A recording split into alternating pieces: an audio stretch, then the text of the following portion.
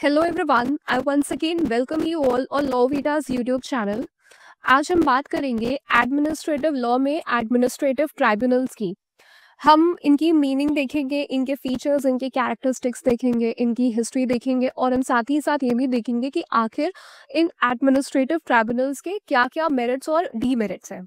तो आइए हम अपने लेक्चर को बिगिन करते हैं। सो आज के टाइम में करेंटली हमारी जो गवर्नमेंट है उसके जो फंक्शंस है वो काफ़ी इंक्रीज हो गए हैं। सिर्फ लॉज बनाना या फिर पीस को इस्टेब्लिश करके रखना ही नहीं, बल्कि हमारी जो गवर्नमेंट है वो काफ़ी तरह के वेलफेयर स्कीम्स चला रही है, इकोनॉमी को रेगुलेट कर रही है, इवन देन इन्वायरमेंट को प्रोटेक्ट कर रही है, फिर पब्लिक हेल्थ, एजुकेशन, ट्रांसपोर्ट जैसे एरियाज में भी काम कर रही है। इसी वजह से जो हमारी एग्जीक्यूटिव है उसके पास काफ़ी ज़्यादा पावर आ गई है। नए नए कानून और रूल्स भी ज़्यादा बनने लगे, मतलब कि जो हमारा जो लेजिस्लेटिव आउटपुट है वो बढ़ गया है। और इस वजह से इसका जो कॉन्सिक्वेंस है वो ये है कि जो लिटिगेशन है, जो केसेस, लॉ सूट्स है, वो भी ज़्यादा होने लगे हैं। और इन सब का इम्पैक्ट जो है वो लोगों की फ्रीडम पर भी पड़ रहा है। लाइक उनकी फ्रीडम पे काफ़ी तरह के रिस्ट्रिक्शंस लग रहे हैं और पब्लिक और अथॉरिटी के बीच काफ़ी कॉन्फ्लिक्ट आ गया है, काफ़ी फ्रिक्शन भी है जो होता है वो मतलब काफ़ी बढ़ गया है। वो भी ऐसी भी चीज़ें देखने को मिल रही है। तो इन्हीं सब प्रॉब्लम्स को एफिशिएंटली हैंडल करने के लिए एडमिनिस्ट्रेटिव ट्राइब्यूनल्स का डेवलपमेंट हुआ, इंडिया में भी और बाकी अदर कंट्रीज में भी ऑल ओवर द वर्ल्ड। तो इस प्रोसेस की शुरुआत तो इंडिया में 1941 में हुई, जब पहली बार एक ट्राइब्यूनल बनाया गया जिसका नाम था income tax appellate tribunal, ITAT। अगर मैं इसको और अच्छे से समझाऊं, देन 1941 में क्या हुआ कि जो हमारी गवर्नमेंट है उसने डिसाइड किया कि टैक्स से रिलेटेड जो भी केसेस है उसके लिए एक अलग से स्पेशल बॉडी होनी चाहिए जो और जो एक्सपर्ट हो, और मतलब जो वो जो ट्राइब्यूनल वो एक्सपर्ट हो और जल्दी फैसला दे सके। इसलिए जो इनकम टैक्स एपेलेट ट्राइब्यूनल है उसको बनाया गया और इंडिया में ये ट्राइबलाइजेशन ऑफ जस्टिस का पहला एग्जाम्पल था। अब चलिए हम एडमिनिस्ट्रेटिव ट्राइब्यूनल की मीनिंग को देख लेते हैं। सो an authority which is constituted by the state and vested with same judicial powers of the state is known as tribunal। तो जब स्टेट यानी कि सरकार किसी स्पेशल अथॉरिटी या बॉडी को बनाती है और उसको जुडिशियल पावर्स देती है, आई मीन दैट कुछ तरह की न्यायिक शक्तियां देती है, जैसे कि डिसीजंस लेना या फिर डिस्प्यूट्स को सुलझाना, तो उसे ट्राइब्यूनल कहते हैं। ट्राइब्यूनल्स एक तरह की एडमिनिस्ट्रेटिव बॉडीज होती हैं, यानी कि ये कोर्ट्स नहीं होती पर कोर्ट्स जैसे काम करती हैं और इनका काम होता है क्वासी जुडिशियल ड्यूटीज करना। इसका मतलब है कि जैसे कि डिसीजन लेना, एविडेंसेस को एग्जामिन करना, दोनों साइड की पार्टीज की बात को सुनना, लेकिन अल्टीमेटली ये कोर्ट की तरह फॉर्मल नहीं होती है। और जो मतलब जब ट्राइब्यूनल्स जो फैसला देती है, जो भी इनका डिसीजन होता है, तो उससे दोनों तरफ के पार्टीज के राइट्स या लीगल पोजीशन पर असर पड़ता है, जैसे कि कोर्ट के डिसीजन का होता है। एंड ये जो ट्राइब्यूनल्स है ये जब भी किसी मैटर को डिसाइड करती हैं तो उससे जो नेचुरल जस्टिस के प्रिंसिपल्स होते हैं उनको फॉलो करना पड़ता है। नेचुरल जस्टिस के प्रिंसिपल्स इन द सेंस कि like we have the principle of audi alteram partem, मतलब कि हर पार्टी को अपनी बात रखने का मौका मिलना चाहिए, दोनों ही पार्टीज को कोर्ट को सुनना चाहिए, ये वाला principle. Then we have nemo judex in causa sua, कि no one can be a जज इन हिज ओन कॉज। ठीक है, तो कोई भी जो जज है वो अपने केस का जज नहीं बन सकता, उसको इम्पार्शियल होना चाहिए। ये सारे ही तरीके जो नेशनल जस्टिस के प्रिंसिपल्स एज वेल एज जो रीजनड डिसीजन का प्रिंसिपल है वो भी ट्राइब्यूनल्स को अप्लाई करना होता है by deciding a particular case. तो एडमिनिस्ट्रेटिव ट्राइब्यूनल एक स्पेशल बॉडी होती है जो कोर्ट के जैसा ही काम करती है, लेकिन वो स्पेसिफिक मैटर्स लाइक टैक्स या एडमिनिस्ट्रेशन के केसेस को हैंडल करती है।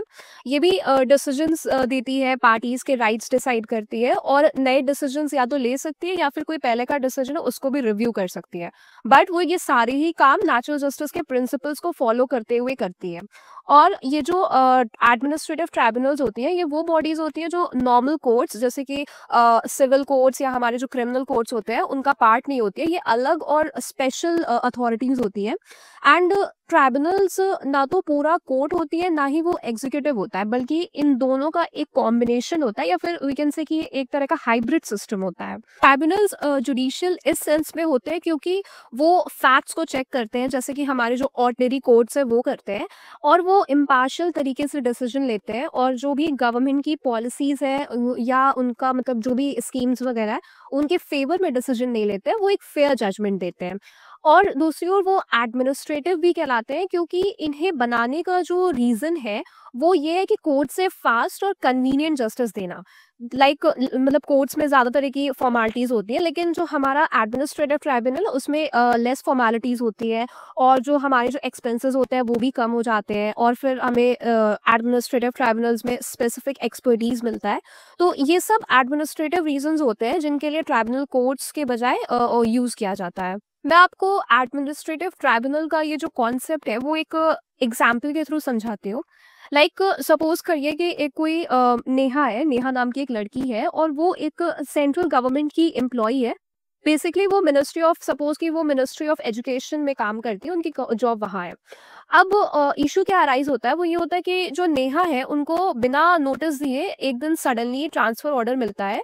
लाइक फ्रॉम जम्मू से केरला का एक ट्रांसफर ऑर्डर मिलता है, और वो इस ट्रांसफर ऑर्डर को लेके बहुत कंफ्यूज हो जाती है, बिकॉज उनको काफ़ी तरीके के हेल्थ इश्यूज हैं। और अगर हम ट्रांसफर पॉलिसी के हिसाब से देखें तो अभी उनका कोई भी ऐसा ट्रांसफर का सीन अराइज नहीं होता है, अभी उनका ऐसा कोई नंबर नहीं आता ट्रांसफर के रिगार्डिंग, और उनसे किसी भी तरह का कोई एक्सप्लेनेशन भी नहीं लिया जाता है, उनको इस चीज़ का कोई अपॉर्चुनिटी नहीं दी जाता है। तो वो क्या करती हैं कि वो जो नेहा होती है वो रेगुलर कोर्ट के बजाय वो सेंट्रल एडमिनिस्ट्रेटिव ट्राइब्यूनल के पास चली जाती है, जो कि एक टाइप है ऑफ द ट्राइब्यूनल सिस्टम। और वहाँ उस ट्राइब्यूनल में जो प्रोसीडिंग्स होती है उसके अकॉर्डिंग जो ट्राइब्यूनल है वो मिनिस्ट्री से, मिनिस्ट्री ऑफ एजुकेशन से एक एक्सप्लेनेशन मांगता है, और मिनिस्ट्री जो है वहाँ के जो ऑफिसर होते हैं वो उस ट्रांसफ़र ऑर्डर को जस्टिफाई नहीं कर पाते हैं। तो जो ट्राइब्यूनल के हमारे जजेस होते हैं वो कहते हैं कि नेहा को बिना सुनवाई के या बिना reasonable opportunity of being heard दिए ट्रांसफ़र देना नेशनल जस्टिस के प्रिंसिपल्स के खिलाफ है, उसका एक क्लियर वॉयलेशन है। तो यहाँ पे ये मतलब इसका वर्डिक्ट ये होता है कि जो नेहा का जो ये ट्रांसफर ऑर्डर होता है वो कैंसिल कर दिया जाता है, और मिनिस्ट्री को कहा जाता है कि वो नेक्स्ट टाइम से प्रॉपर प्रोसेस को फॉलो करते हुए कोई स्टेप ले। तो यहाँ पे हमें ये देखने को मिलता है कि जो ट्राइब्यूनल है उसने बहुत ही फास्ट एक्शन लिया, और नेहा को रिलीफ भी मिला बिना रेगुलर कोर्ट गए, और जो गवर्नमेंट थी उसको भी एक रिमाइंडर दिया गया उसकी अकाउंटेबिलिटी का, और जो हमारा नेचुरल जस्टिस का बेसिक प्रिंसिपल है वो भी प्रोटेक्ट हुआ। तो ऐसे ही ट्राइब्यूनल्स जो है वो हमारी हेल्प करते हैं, और वो फास्ट होते हैं, एक्सपर्ट होते हैं, इवन वो लो कॉस्ट रेमेडी मतलब लो कॉस्ट उनका जो एक्सपेंस होता है वो बहुत ही कम होता है। सो मैं अब ये उम्मीद करती हूँ कि आपको इन सारे डिस्कशन के थ्रू ये समझ में आ गया होगा कि आखिर ये एडमिनिस्ट्रेटिव ट्राइब्यूनल्स क्या होते हैं। अब हम एक केस है वो देख लेते हैं, that is APHL conference Shillong versus WA Sangma. 1977 का ये केस है। इसमें हमारी ऑनरेबल सुप्रीम कोर्ट ने कहा कि जो प्रिंसिपल टेस्ट ये है कि जब हम ये डिसाइड करते हैं कि कोई अथॉरिटी ट्राइब्यूनल है या नहीं, तो हमें देखना चाहिए कि क्या उस अथॉरिटी को स्टेट की तरफ से एडजुडिकेटरी पावर यानी कि जो डिसीजन मेकिंग या फिर जजिंग पावर है वो दी गई है, और क्या ये पावर उसे किसी स्टैट्यूट, लॉ या रूल के अंडर ऑफिशियली मिली है। अगर दोनों बातें सेटिस्फाई हो रही हैं, that is of the adjudication and that the power has been provided under some statute, तो उस अथॉरिटी को हम ट्राइब्यूनल कह सकते हैं। अब हम नेक्स्ट टॉपिक देखते हैं, that is reasons for allegiance of the system, that is the tribunal system. आखिर ये जो ट्राइब्यूनल सिस्टम है वो क्यों आया, क्यों डेवलप हुआ। तो वेरी फर्स्ट रीजन जो है वो ये है कि हमारी जो ऑर्डिनरी कोर्ट्स है वो ऑलरेडी ओवरबर्डनड है। लाइक जो हमारी हाई कोर्ट है या हमारी ऑनरेबल सुप्रीम कोर्ट है या फिर कोई भी हमारी लोअर जुडिशरी वाली कोर्ट्स है, उनके पास ऑलरेडी बहुत सारे केसेस होते हैं, सिविल, क्रिमिनल, कॉन्स्टिट्यूशनल एक्सेट्रा, और इस वजह से उन्हें हर केस पे फास्ट डिसीजन देना मुश्किल हो जाता है। ट्राइब्यूनल सिस्टम को इसलिए लाया गया ताकि कुछ स्पेसिफिक केसेस लाइक टैक्स के केसेस हो गए या फिर सर्विस केसेस हो गए, इंडस्ट्रियल मैटर्स से रिलेटेड केसेस हो गए, इन केसेस को हम कोर्ट के बजाय ट्राइब्यूनल्स जल्दी सॉल्व कर सके, हम वहाँ लेके जा सकते हैं। देन वी हैव इज कि हमें कुछ मतलब ऐसे मैटर्स अराइज होते हैं जहाँ पे हमें कुछ स्पेशलाइज्ड नॉलेज की आवश्यकता होती है, उसकी नीड होती है। लाइक कुछ इंडस्ट्रियल या सोशल लॉज है, लाइक हमारे पास लेबर लॉज है, एम्प्लॉयज के डिस्प्यूट से रिलेटेड लॉज है, या इन्वायरमेंटल इश्यूज से रिलेटेड लॉज है। तो इन सारी केसेस में हमें कुछ टेक्निकल और स्पेशल मतलब स्पेशलाइज लोगों की ज़रूरत होती है। और इन डिस्प्यूट्स को समझने के लिए जजेस के बजाय एक्सपर्ट्स बेटर होते हैं। इसलिए भी ट्राइब्यूनल्स में जो मेन एक्सपर्ट मेंबर्स होते हैं उनको इंक्लूड किया जाता है, और ये भी एक वन ऑफ द रीजन है इस ट्राइब्यूनल के डेवलपमेंट के लिए या फिर इनकी ग्रोथ के लिए। Next we have is rapid industrialisation and new laws. Like जैसे जैसे इंडस्ट्रीज बढ़ी, नए नए सोशल और लेबर रिलेटेड लॉज आए, लाइक सेफ्टी से रिलेटेड, वेजेस से रिलेटेड, तो इन लॉज से रिलेटेड डिस्प्यूट्स भी बढ़ने लगे, और उनका सॉल्यूशन लोगों को फास्ट चाहिए था, एक स्पीडी जस्टिस चाहिए था। तो लेकिन जो हमारी ऑर्डिनरी कोर्ट्स हैं वो बहुत ही स्लो थी, इसलिए ट्राइब्यूनल्स बनाए गए जो जल्दी डिसीजन दे सकें। सो इन शॉर्ट अगर मैं कहूँ तो ट्राइब्यूनल सिस्टम इसलिए लाया गया बिकॉज कोर्ट्स के पास बहुत ज़्यादा वर्कलोड था। इंडस्ट्रियल सोशल केसेस को हैंडल करने के लिए स्पेशल नॉलेज चाहिए होता है, और जो इंडस्ट्रियलाइजेशन की वजह से नए लॉज और डिस्प्यूट्स आए उन्हें फास्ट रिजॉल्व करना ज़रूरी था। इस वजह से हमारा ये जो एडमिनिस्ट्रेटिव ट्राइब्यूनल का सिस्टम है ये इंडिया में लाया गया। अब हम नेक्स्ट देखते हैं कि इन एडमिनिस्ट्रेटिव ट्राइब्यूनल्स के क्या फीचर्स हैं, क्या कैरेक्टरिस्टिक्स हैं। सो नंबर वन इज कि it is established by the executive in accordance with statutory provisions. तो जैसे कि मैंने आपको पहले ही बताया है कि जो एडमिनिस्ट्रेटिव ट्राइब्यूनल है उनको स्टेट एग्जीक्यूटिव ही इस्टेब्लिश करती है, और वो किसी स्टैट्यूट के अंडर में ही इस्टेब्लिश किया जाता है, और ये जो है गवर्नमेंट से इंडिपेंडेंट होती है, सेपरेट होती है। Secondly, it is required to act judicially and it performs quasi-judicial functions. तो ट्राइब्यूनल्स एक स्पेशल टाइप की बॉडी होती है जो कोर्ट जैसे काम करते हैं, लेकिन प्योर कोर्ट नहीं होती है। In another word I can say is कि they have the trappings of the court but they are not entirely same as the court. तो एक्ट जुडिशली का मतलब है कि ट्राइब्यूनल को जस्टिस करते समय कुछ रूल्स फॉलो करने पड़ते हैं, जैसे कि जो हमारा नेचुरल जस्टिस के प्रिंसिपल्स का रूल है, ऑडी ऑल्ट्रम पार्टम का रूल है, या फिर इम्पार्शियलिटी का रूल है, ये फॉलो करना पड़ता है। और क्वासी जुडिशियल फंक्शंस का मतलब आपको ऑलरेडी पता है कि वो कोर्ट जैसे फंक्शंस होते हैं, लेकिन एंटायरली कोर्ट के नहीं होते, उसमें थोड़ा सा एडमिनिस्ट्रेटिव रोल भी होता है। नेक्स्ट वी हैव इज कि its proceedings are deemed to be judicial proceedings and in certain procedural matters it has powers of a civil court. तो ये जो एडमिनिस्ट्रेटिव ट्राइब्यूनल्स होते हैं इनकी प्रोसीडिंग्स को हम जुडिशियल प्रोसीडिंग्स ही मानते हैं, और कुछ प्रोसीजरल मैटर्स में इनके पास सिविल कोर्ट की पावर्स होती है। Even with regard to procedural matters also, एक जो एडमिनिस्ट्रेटिव ट्राइब्यूनल होता है उसके पास कोर्ट की पावर होती है, लाइक वो विटनेसेस को समन कर सकता है, वो ओथ एडमिनिस्टर कर सकता है, या फिर वो किसी डॉक्यूमेंट का प्रोडक्शन कंपेल कर सकता है। इस तरह की पावर्स उसके पास होती है। Then it is an independent body and acts without any bias.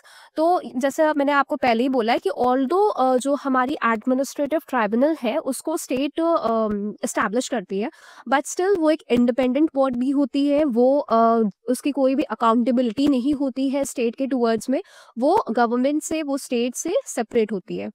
Then fifth is it is required to follow principles of natural justice in dealing with the cases. तो जो हमारी ट्राइब्यूनल्स होती हैं वो नेचुरल जस्टिस के principles को follow करेंगी, all the three principles. और किसी भी केस में अगर लगता है कि ये चीज़ होनी चाहिए, what is wrong and what is right वाला जो कॉन्सेप्ट है, वो चीज़ वो फॉलो करते हुए भी किसी को डिसीजन देंगी। It does not follow the rules of CPC and evidence act. तो जो एडमिनिस्ट्रेटिव ट्राइब्यूनल होती है वो किसी भी रूल ऑफ एविडेंस से स्ट्रिक्टली बाउंड नहीं होती है, ना ही उसके रूल से, ना ही उसके प्रोसीजर से, और वो सीपीसी और एविडेंस एक्ट को भी फॉलो नहीं करती है। It is not a court in proper sense of the term. Already I have told you कि जो एडमिनिस्ट्रेटिव ट्राइब्यूनल है उसके पास कोर्ट के कुछ पावर्स होते हैं, वो कोर्ट की तरह काम करती है, बट वो एंटायरली कोर्ट नहीं होती, उसके पास कुछ ही ट्रैपिंग्स ऑफ द कोर्ट होते हैं. The issues which have already been settled by high court can not be taken up by the central administrative tribunals. तो जो ये सेंट्रल एडमिनिस्ट्रेटिव ट्राइब्यूनल है, ये एक टाइप की एडमिनिस्ट्रेटिव ट्राइब्यूनल होती है, और जो इश्यूज ऑलरेडी हाई कोर्ट ने सेटल कर दिए हैं वो मैटर ये एडमिनिस्ट्रेटिव ट्राइब्यूनल्स नहीं देख सकती, ये इसकी जुरिस्डिक्शन से आउट होता है. There is no provision of appeal in administrative tribunal system. और हमारे एडमिनिस्ट्रेटिव ट्राइब्यूनल सिस्टम में कोई भी प्रोविजन नहीं है, अपील का कोई भी प्रोविजन नहीं है. They establish their own rules and procedures and thus are informal in nature. इनके पास ये पावर होती है कि ये अपने रूल्स को और प्रोसीजर्स को बना सकते हैं, यानी उनका काम करने का तरीका कोर्ट से थोड़ा अलग और फ्लेक्सिबल होता है. इसका मतलब कि ट्राइब्यूनल को कोर्ट जैसे strict rules like CRPC, CPC, evidence act ये फॉलो करना ज़रूरी नहीं होता है. वो अपनी कन्वीनियंस के अकॉर्डिंग डिसाइड करते हैं कि केसेस को कैसे सुना जाएगा, उनकी प्रोसीडिंग्स का क्या नेचर होगा, वो कौन से डॉक्यूमेंट्स उनको रिक्वायर्ड होंगे, ठीक है, फिर किस ऑर्डर में पार्टीज़ की बात सुनी जाएगी एक्सेट्रा. इसीलिए कहा जाता है कि they are informal in nature, मतलब कि ज़्यादा टेक्निकल फॉर्मेलिटीज़ नहीं होती हैं इन एडमिनिस्ट्रेटिव ट्राइब्यूनल्स के केसेस में. Next we have is the demerits of tribunal system. तो अब हमने यहाँ तक देख लिया कि ट्राइब्यूनल की मीनिंग क्या होती है, उसके क्या क्या रीजंस रहे हैं इंडिया में उसके डेवलपमेंट के लिए, और साथ ही साथ हमने ये देख लिया कि उनके फीचर्स क्या होते हैं. तो अब आइए हम डिस्कस करते हैं कि आखिर इस एडमिनिस्ट्रेटिव ट्राइब्यूनल सिस्टम के कॉन्स क्या है, डीमेरिट्स क्या है, डिसएडवांटेजेस क्या है. सो नंबर 1 जैसे कि मैंने आपको पहले ही बोला कि ये जो ट्राइब्यूनल्स होते हैं ये अपने खुद के रूल्स प्रोसीजर्स को बनाते हैं, उनको फॉलो करते हैं. ये बाउंड नहीं होते हैं किसी भी प्रोसीजरल लॉ से, like we have CPC, CRPC and evidence act, जो कि हमारी जो ऑर्डिनरी कोर्ट्स होती है वो इन्हीं को फॉलो करते हुए भी किसी केस के ट्रायल को देखती हैं. बट एडमिनिस्ट्रेटिव ट्राइब्यूनल्स के केस में ये चीज़ नहीं है. ये इनके डाइवर्स प्रोसीजर्स होते हैं. ये किसी एक पर्टिकुलर केस में कोई प्रोसीजर फॉलो कर सकती है, किसी एक पर्टिकुलर केस में कोई प्रोसीजर फॉलो कर सकती है, और इनका जो एस्टैब्लिशमेंट होता है वो अलग अलग पर्पसेस के लिए होता है, एज वेल एज इनके जो कॉन्स्टिट्यूशनल स्ट्रक्चर होता है वो भी अलग अलग होते हैं. Constitutional structure in the sense कि इनके जो मेंबर्स की जो स्ट्रक्चर होते हैं वो मैं बोलना चाह रही हूँ. एंड ये जो है कुछ केसेस में लीगल रिप्रेजेंटेशन को अलाउ करती हैं, वाइल कुछ अदर केसेस में ये लीगल रिप्रेजेंटेशंस को अलाउ नहीं करती हैं.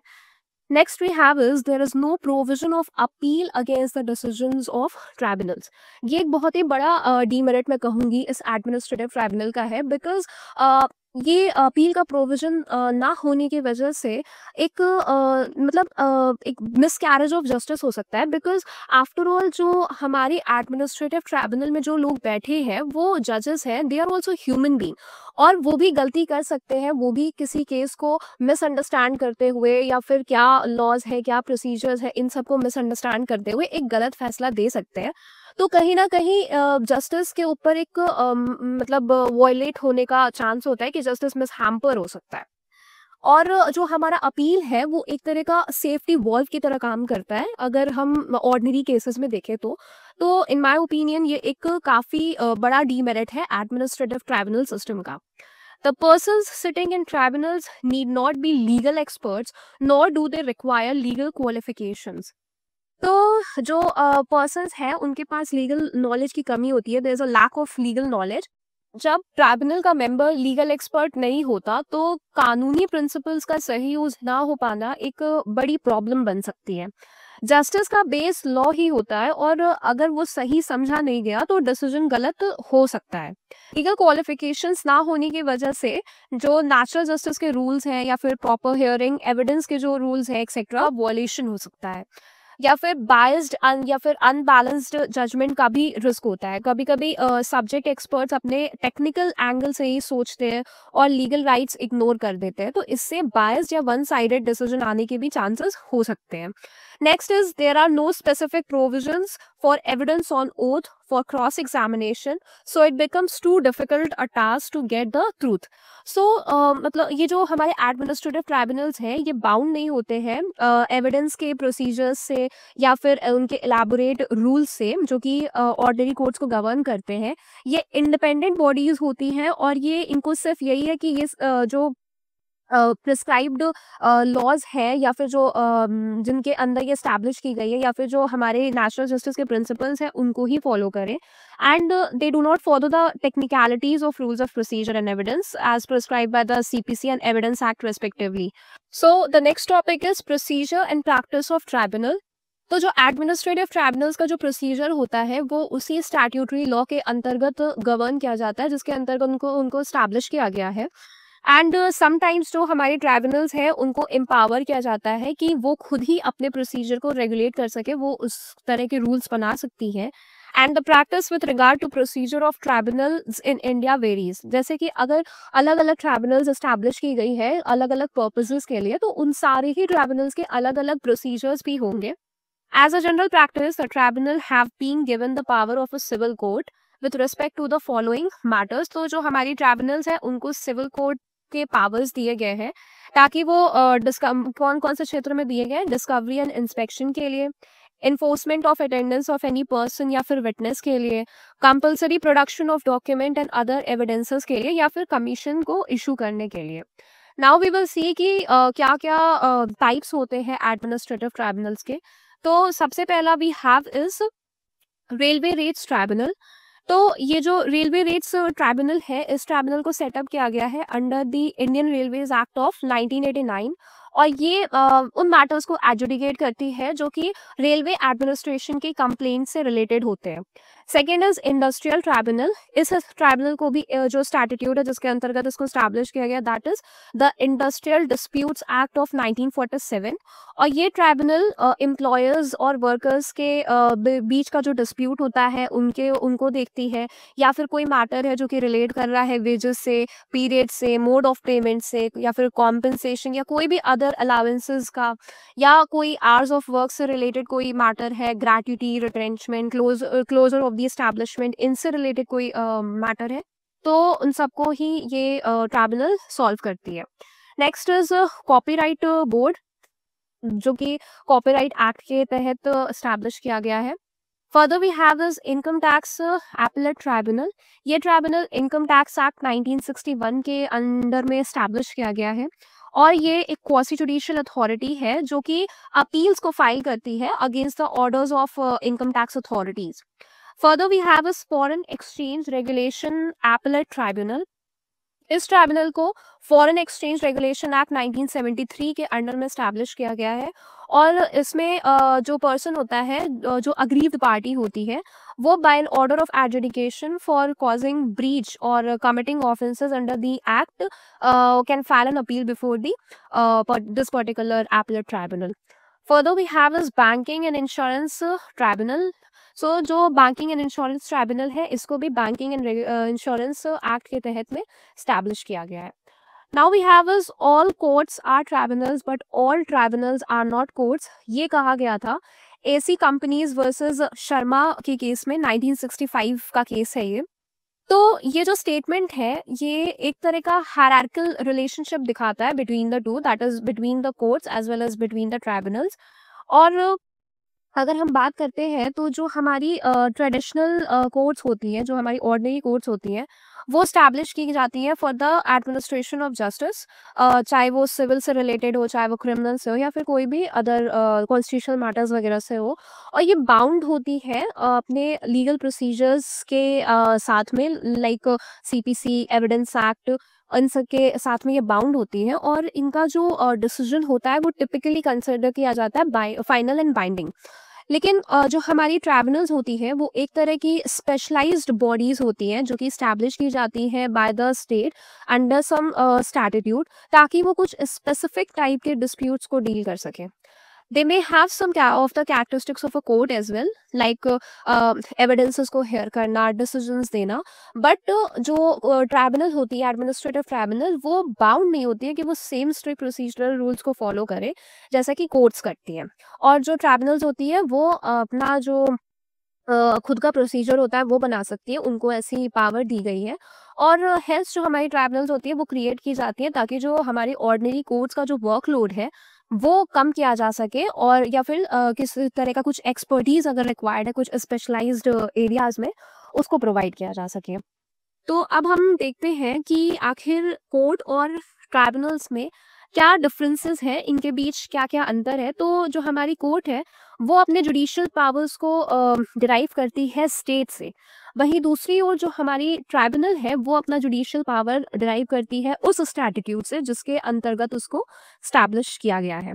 लाइक अगर कोई इनकम टैक्स एपेलेट ट्राइब्यूनल है तो वो अपना जो जुडिशियल पावर है वो इनकम टैक्स एक्ट ऑफ 1961 से डिराइव करेगी। सेकेंड डिफरेंस इज जो कोर्ट है हमारी वो जो प्रोसीजर है एविडेंसेस के, प्रोसीडिंग्स के, उन प्रोसीजर्स से, उन प्रिंसिपल्स से वो स्ट्रिक्टली बाउंड होती है। उसको किसी भी हाल में, हर ट्रायल में, हर प्रोसीडिंग में, हर सूट में वो प्रिंसिपल्स को फॉलो करना है। But on the other hand tribunals को ऐसी कोई रिक्वायरमेंट नहीं है, उनको एक तरह की फ्लेक्सिबिलिटी दी गई है, एक तरह का उनको आराम दिया गया है कि हाँ वो अपने खुद के प्रोसीजर्स को रेगुलेट करने के लिए रूल्स एंड रेगुलेशंस बना सकती हैं। थर्ड इज कि जो हमारा कोर्ट है उसमें जो जजेस होते हैं वो इम्पार्शियल होने चाहिए, मतलब एक तरह के इम्पार्शियल आर्बिटर होने चाहिए, इम्पार्शियल जजेस होने चाहिए। किसी के भी अगेंस्ट में या किसी के फेवर में उनका किसी भी टाइप का प्रेजुडिस, बायस नहीं होना चाहिए।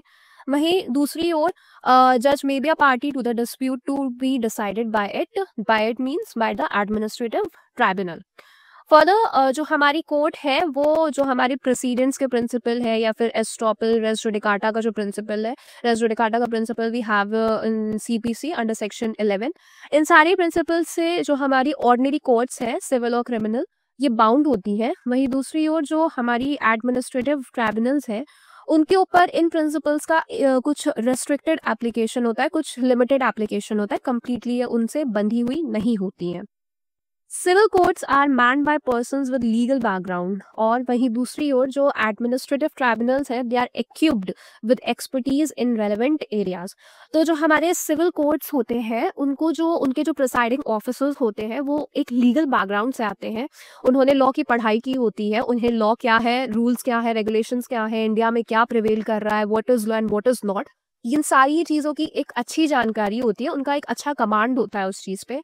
वहीं दूसरी ओर जो हमारे एडमिनिस्ट्रेटिव ट्राइब्यूनल्स होते हैं वहाँ पे जो जजेस होते हैं या जो भी प्रिसाइडिंग ऑफिसर्स होते हैं उनका कोई लीगल बैकग्राउंड का कोई नेसेसिटी ऐसा हो, मतलब ज़रूरी नहीं है, और उनका अगर कहा जाए तो एक तरह से लीगल नॉलेज का लैक ही होता है। लेकिन वो जो पर्सन्स होते हैं वो जो रेलेवेंट एरियाज होते हैं जिससे वो डील कर रहे हैं उसमें वो एक्सपर्ट होते हैं।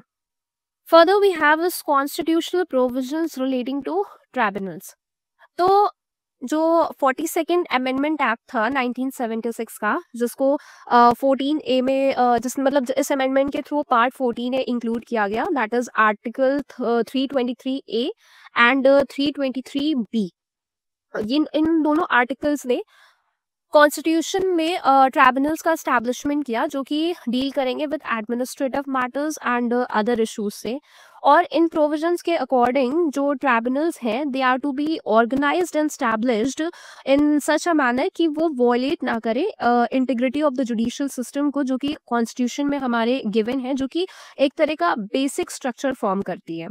और जो आर्टिकल 323A है और फर्दर जो आर्टिकल 323B है उसका प्राइमरी ऑब्जेक्टिव ही यही था कि जो हाई कोर्ट का जुरिस्डिक्शन है अंडर आर्टिकल 226 एंड 227 उसको वो एक्सक्लूड कर सके, except the jurisdiction of the supreme court under article 136 and for originating and efficacious alternative institutional mechanism और authority for specific judicial cases. और जो हमारा आर्टिकल 323A है वो एडमिनिस्ट्रेटिव ट्राइब्यूनल से डील करता है, जो कि रिलेट करती हैं सर्विस की कंडीशन से।